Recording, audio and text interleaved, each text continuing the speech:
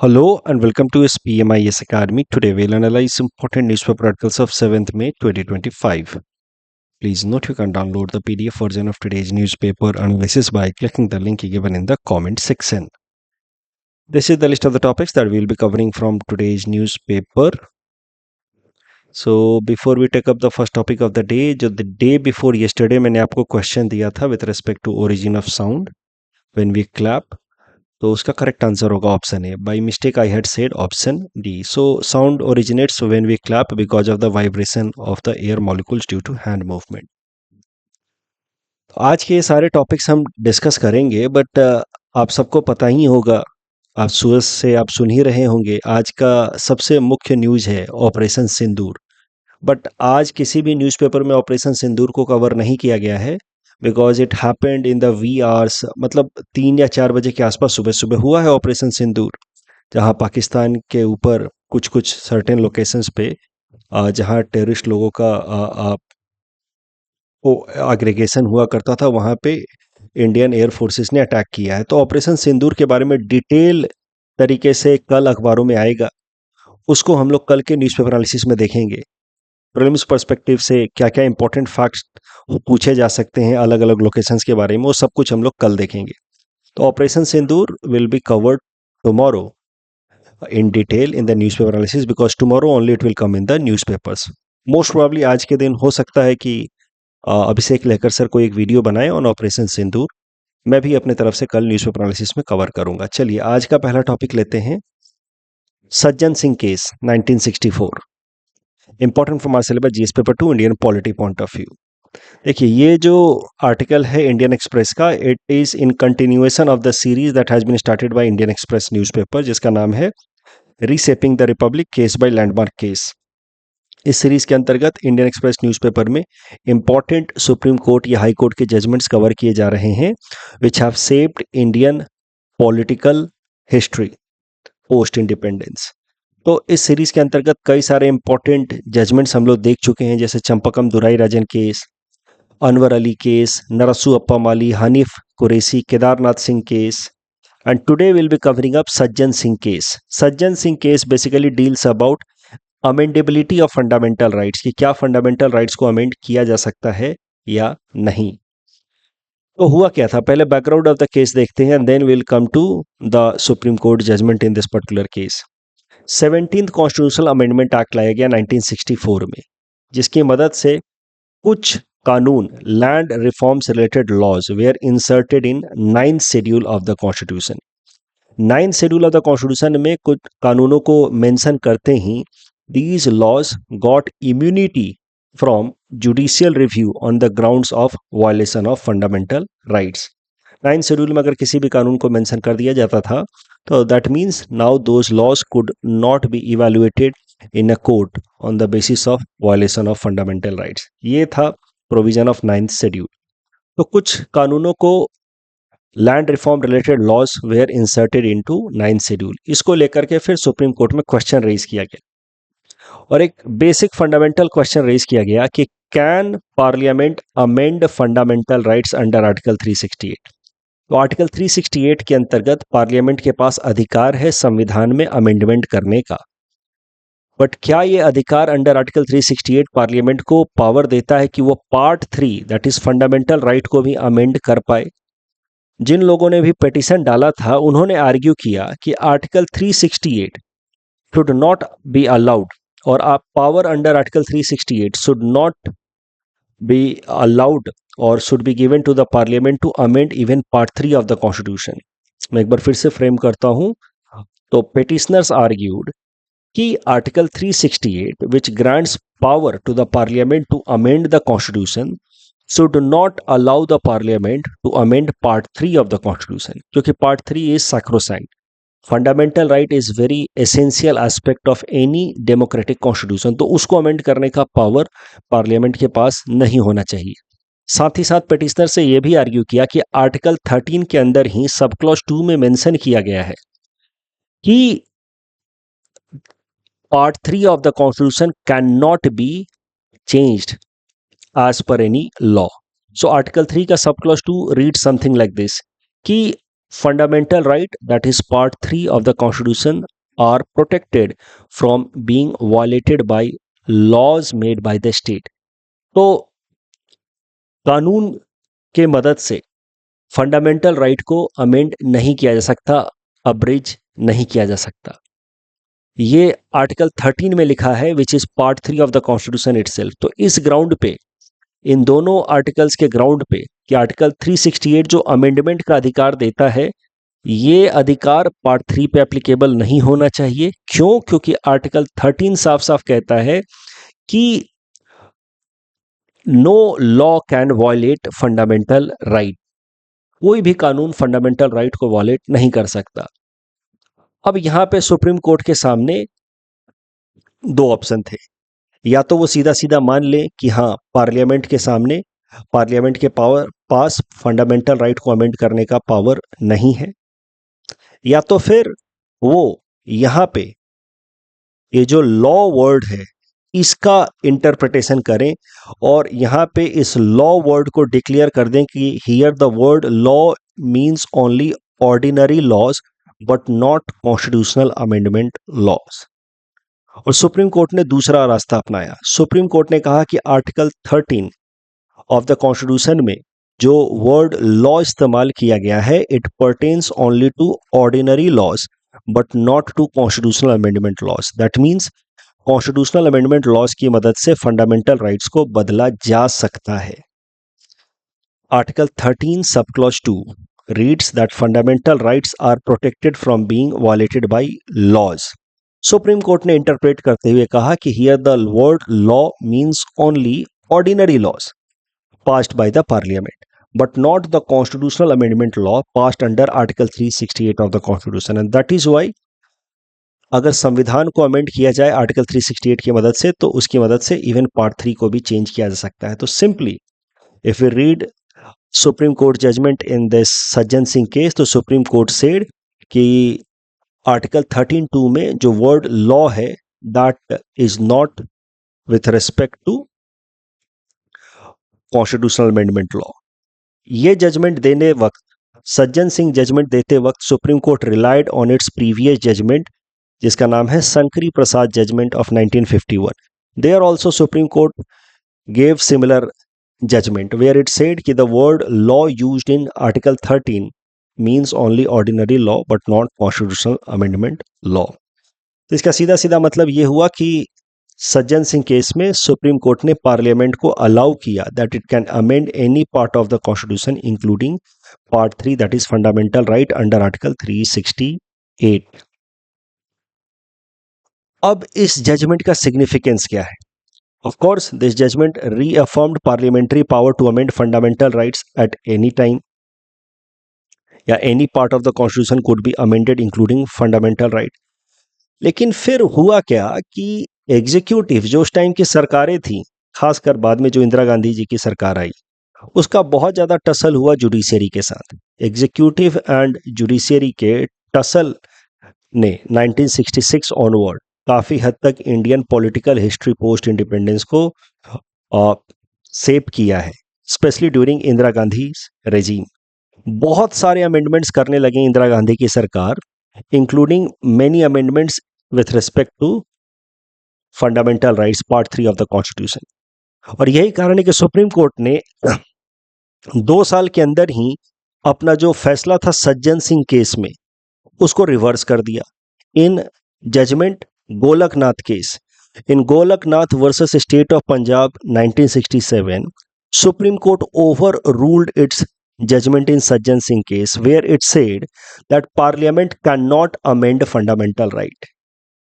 That means Supreme Court meant कि article 13(2) के अंतर्गत जो वर्ड लॉ इस्तेमाल किया गया है, that means both ordinary law as well as constitutional amendment law. तो किसी भी तरीके से फंडामेंटल राइट को अमेंड नहीं कर सकते। You can amend other parts of the constitution but you can not amend fundamental right. अब Golaknath case again led to challenges.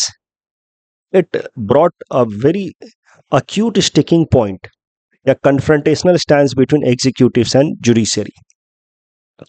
क्योंकि एक तरीके से देखा जाए तो गोलकनाथ जजमेंट जो है कहीं ना कहीं डेमोक्रेटिक फैब्रिक को डैमेज करता है। ये करंट पार्लियामेंट को, जिसके अंदर आज के देश के जनता के रिप्रेजेंटेटिव्स बैठे हैं, उसके ऊपर कंप्लीट रिस्ट्रिक्शन लगा देता है कि आप एक पार्ट ऑफ द कॉन्स्टिट्यूशन को पूरी तरीके से चेंज कर ही नहीं सकते, थोड़ा भी आप उसमें बदलाव ला ही नहीं सकते। कहीं ना कहीं ये थोड़ा रिग्रेसिव भी है। सोचिए, विथ पैसेज ऑफ टाइम अगर पूरे देश की जनता को लगता है कि फंडामेंटल राइट्स में थोड़े बदलाव की जरूरत है, लेकिन फिर भी हम वो बदलाव नहीं कर सकते, क्योंकि 1948-49 में कुछ लोगों ने संविधान के अंदर पार्ट 3 लिखा था, जिसको हमको कैरी करना होगा फॉर पोस्टेरिटी। इसका मतलब तो यही हुआ गोलकनाथ के इस जजमेंट के हिसाब से कि अब जो भी पार्ट 3 में लिखा है उसमें कोई बदलाव नहीं किया जा सकता। Even for something good, some positive change also can not be brought, क्योंकि गोलकनाथ केस में सुप्रीम कोर्ट ने साफ साफ कह दिया कि parliament can not amend fundamental rights. तो of course Golaknath case also was an extreme judgment. So was Sajjan Singh case, जिसमें पार्लियामेंट के पास अनरिस्ट्रिक्टेड पावर मिल गया था to amend even fundamental right. तो पार्लियामेंट तो पूरी तरह से फंडामेंटल राइट को नैरो डाउन कर सकती थी, वाटर डाउन कर सकती थी। तो both where extreme. Sajjan Singh case allowed, Sajjan Singh case में Supreme Court allowed that fundamental rights could be amended without limitation over the parliament. Golaknath case में पूरी तरीके से लिमिटेशन लगा दिया कि fundamental rights can not be amended at all. Both are extreme judgements. And then in 1973 Supreme Court came up with a balanced stand, जहां पे in Kesavananda Bharati judgement 1963 Supreme Court came up with the basic structure doctrine, जहां पे supreme court ने कहा कि yes, any part of the constitution can be amended by the parliament including part 3 of the constitution, that is fundamental right, but any part of the constitution which is the basic structure of the constitution cannot be altered by the parliament. अब कौन कौन से provisions basic structure में आएंगे वो supreme court ने अपने successive judgements में इलाबोरेट किया है। तो ये जो बेसिक स्ट्रक्चर डॉक्ट्रिन है, it is a kind of middle point between the two extreme judgement, Sajjan Singh judgement and Golaknath judgement. Fundamental right को जैसे चाहे वैसे बदल सकते हैं लेजिस्लेचर्स, फंडामेंटल राइट को गोलकनाथ केस में कहते हैं कि बिल्कुल टच कर ही नहीं सकते। दोनों का एक बैलेंस्ड फिर सॉल्यूशन आया बेसिक स्ट्रक्चर डॉक्ट्रिन में कि फंडामेंटल राइट के बाकी सारे हिस्सों को भी अमेंड कर सकते हैं, लेकिन संविधान के अंदर जो बेसिक स्ट्रक्चर है, जैसे डेमोक्रेटिक फीचर हो गया, जुडिशियल रिव्यू हो गया, इसको नहीं बदल सकते। इस टॉपिक डिस्कशन के बेसिस पे प्रीलिम्स प्रैक्टिस क्वेश्चन है। Please attempt this question and submit the answer in the comment section. जो आर्टिकल 368 के अंतर्गत पार्लियामेंट के पास अमेंडमेंट ऑफ द कॉन्स्टिट्यूशन का पावर है, उसमें क्या लिमिटेशंस हैं, प्लस बेसिक स्ट्रक्चर डॉक्ट्रिन क्या है, उसके ऊपर ये मेंस प्रैक्टिस क्वेश्चन मैंने आपको बना करके दिया है। तो आपको आर्टिकल 368 के साथ स्टार्ट करना है, बताना है सज्जन सिंह केस के बारे में, फिर बताना है केशवानंद भारती जजमेंट के बारे में, बताना है कि जो अमेंडमेंट का पावर है दैट इज नॉट एब्सोल्यूट, थोड़े से लिमिटेशंस हैं। कौन सा लिमिटेशन है? Limitation comes because of the basic structure doctrine laid down by the supreme court in Kesavananda Bharati judgment. Next topic is about India UK free trade agreement, important from our syllabus GS paper 2 international relations point of view. Current news ये है कि India और UK ने free trade agreement आपस में sign कर लिया है। ये फ्री ट्रेड एग्रीमेंट पिछले 3 सालों से नेगोशिएट हो रहा था। 2022 में ही दोनों देशों ने दिवाली का डेडलाइन दिया था कि by Diwali in 2022 both countries will finalise their free trade agreement, but it could not. बार बार डेडलाइन एक्सटेंड हुए। Now finally the two sides have finalised and signed free trade agreement. अब इंडिया और यूके के free trade agreement sign करने से फायदा क्या होगा कि similar kind of free trade agreement could be now expected between India and US as well as India and European union, क्योंकि इनके ऊपर भी दबाव बनेगा कि हमें भी अब फ्री ट्रेड एग्रीमेंट साइन कर लेना चाहिए because a major country has now entered into free trade agreement with India. Free trade agreement के अंदर जो इंपॉर्टेंट पॉइंट्स हैं वो देखते हैं, जो आपको सीधा सीधा याद रखना है। आने वाला है प्रीलिम्स एग्जाम, तो प्रीलिम्स पर्सपेक्टिव से जो पॉइंट्स याद रखने हैं, पहला, both sides have agreed for trade expansion. तो किस क्वांटम में ट्रेड को एक्सपैंड करने पे फोकस किया जाएगा? तो वो है कि by 2040 onwards focus will be कि जो अभी ट्रेड है उससे लगभग 25 बिलियन पाउंड एक्स्ट्रा ट्रेड किया जाए। The current trade between India and UK is close to 42 billion pounds, but 42 billion pounds में से यूके जो एक्सपोर्ट करता है भारत में वो 17 बिलियन पाउंड है, जबकि भारत जो यूके में एक्सपोर्ट करता है वो 25 बिलियन पाउंड है। तो मौजूदा जो ट्रेड है इंडिया और यूके के बीच में वो 42 बिलियन पाउंड के आसपास है। बट प्रीलिम्स पर्सपेक्टिव से आपको यह रखना है कि India has trade surplus with UK. By 2040 onwards जो भी 42 बिलियन पाउंड है उसमें एडिशनल 25 बिलियन पाउंड्स हम लोग ऐड करना चाहते हैं as far as the trade between two sides are concern.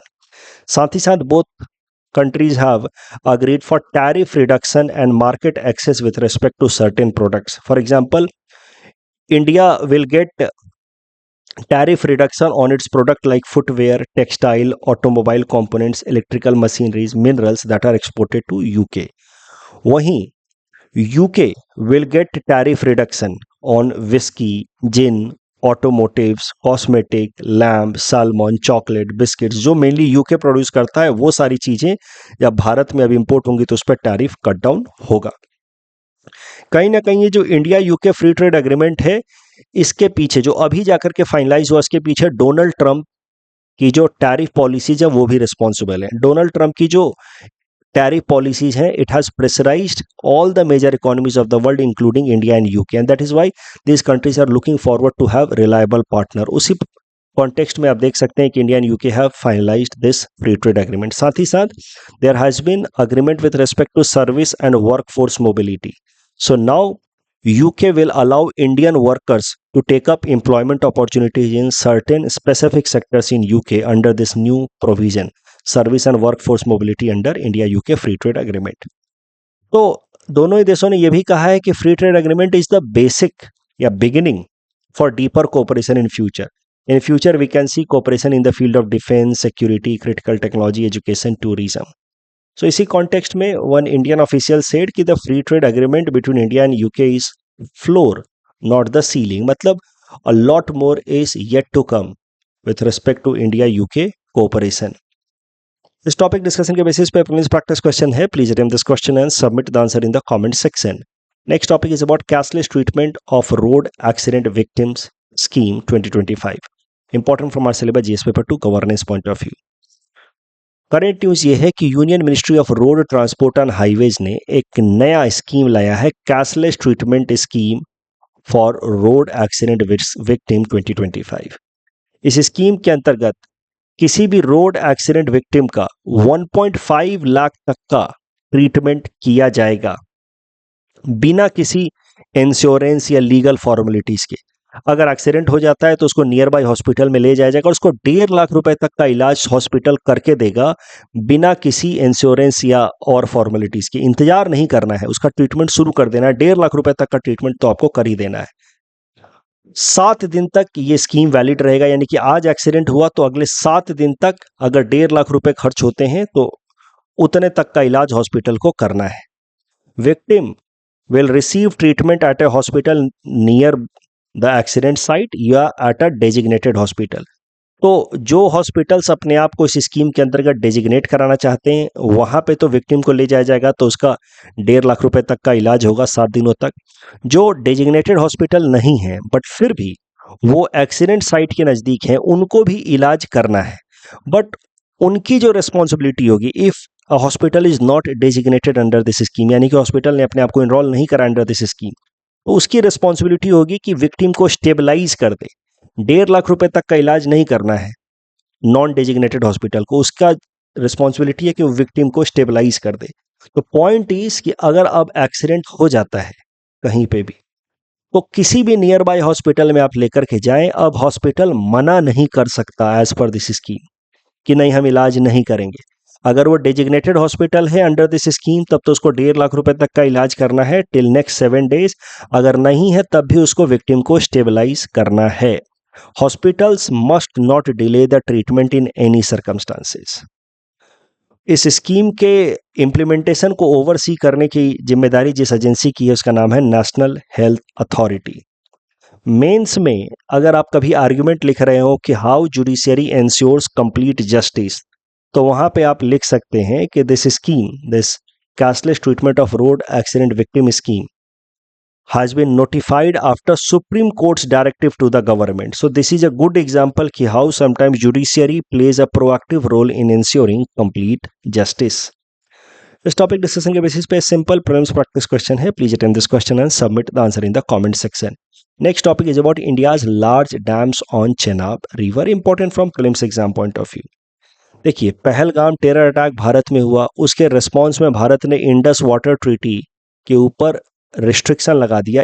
India has suspended Indus water treaty with immediate effect. और इसका नतीजा क्या हुआ कि भारत ने one of the earliest action लिया कि चेनाब नदी से, ये रही चेनाब नदी, ये यहाँ पे सो सॉरी, चेनाब नदी से बहने वाला जो पानी है पाकिस्तान के लिए, उसके ऊपर सबसे पहले भारत ने उसके फ्लो को रिस्ट्रिक्ट किया है by putting down the sluice gate of important dams over this river. जिस कारण से जो अखनूर सेक्टर है इस बॉर्डर एरिया में, that has completely ran dry, क्योंकि चेनाब नदी पे स्लूस गेट को बंद कर दिया गया है. तो अब इस कॉन्टेक्स्ट में जो इंपॉर्टेंट डैम्स हैं चेनाब नदी के ऊपर, वो आपको याद रखना होगा फ्रॉम प्रीलिम्स पर्सपेक्टिव. डैम का नाम है Salal dam and Baglihar dam, ये दोनों नाम याद रखना होगा. उसके अलावा एक और डैम है भारत ने जो बिल्ड किया है, वो चेनाब नदी पे नहीं है, उसका नाम है Kishan Ganga dam. It has been build on Kishan Ganga river. इसके ऊपर भी अब भारत जो है, इसके थ्रू भी जो फ्लो ऑफ वाटर है उसको रिस्ट्रिक्ट करना शुरू करेगा. Kishan Ganga dam is over Kishan Ganga river which is tributary of Jhelum river. When it इंटर्स into Pakistan, तो वहां इसका नाम हो जाता है नीलम नदी. इस टॉपिक डिस्कशन के बेसिस पे प्रीलिम्स प्रैक्टिस क्वेश्चन है. Please attempt this question and submit the answer in the comment section. Local self government is best explained as an exercise of democratic decentralization. Asian development bank से related पहला statement गलत है because इसका headquarter है इन Manila, Philippine. Second statement is correct. IMF and world bank से related ये statement सही है, बाकी सब गलत हैं. वर्ल्ड बैंक जो है वो फाइनेंशियल एड प्रोवाइड करता है पुअर कंट्रीज को. IMF focuses on promoting financial stability. Starbase तो सिंपल सा क्वेश्चन था, स्पेस एक्स ऑपरेशंस को मैनेज करने के लिए कंपनी टाउन है. That's all from our side for today. Thanks for watching.